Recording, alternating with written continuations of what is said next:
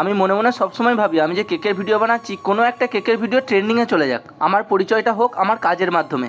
আমি কে সেটা সবাই না জানলেও হবে, কিন্তু আমার এই কাজ আর আমার এই গলার আওয়াজ যেন সবাই জানতে পারে, যেন গলার আওয়াজ শুনলেই বুঝতে পারে যেটা আজাদের কেকের ভিডিও। সকলের মনে একই চিন্তাভাবনা হয়তো থেকেই থাকে, আমার মনেও একই চিন্তাভাবনা প্রায় এসেই থাকে। এই জন্য আমি তোমাদেরকে এই কথাটা বললাম। বেশি কিছু না, 1 মিলিয়ন ভিউ চাই, তার মধ্যে 200 সাবস্ক্রাইবার বেড়ে গেলেই যেন আমি অনেক খুশি। ভিউ যত হয় তত লাইক না পড়লেও তার 1/3% যদি আমার লাইক পড়ে তাতে তো আমি আরও খুশি হয়ে যাব। কিন্তু এটা কখন হবে? হচ্ছেই না। শুধু আমি ভিডিওই বানিয়ে যাচ্ছি আর কিন্তু ভিউজ হচ্ছে, লাইকও কম পড়ছে।